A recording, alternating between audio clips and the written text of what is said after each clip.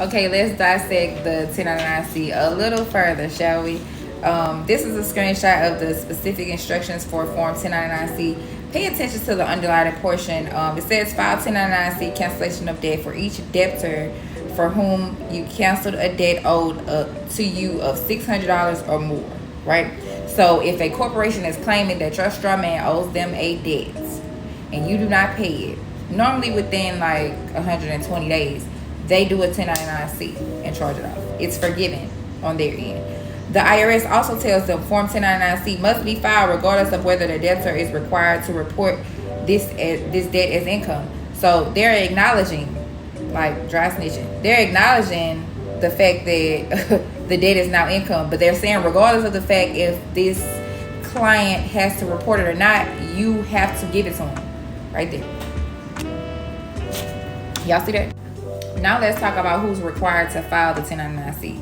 It says file Form 1099-C if you are any of the following: a financial institution, a credit union, any military department, U.S. Postal Service, Postal Rate Commission, a corporation that is a subsidiary of a financial institution. Pause, because most corporations are subsidiaries of financial institutions. Financial institutions being the trust that opened them up from the beginning.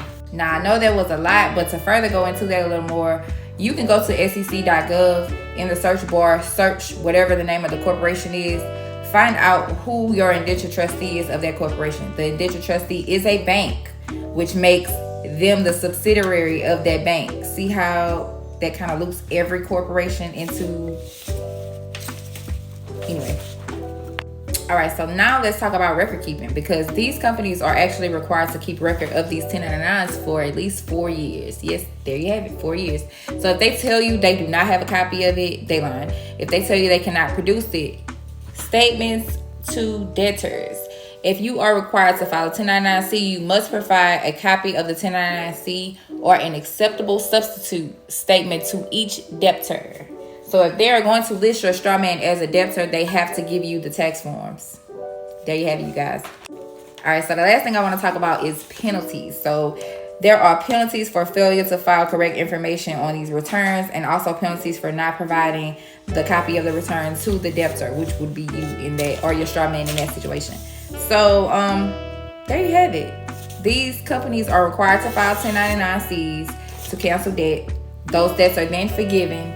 They are also required to give you a copy. If they don't give you a copy, then you can file a 3949A with the IRS, or you can also just write them a simple letter and ask them for a copy of it.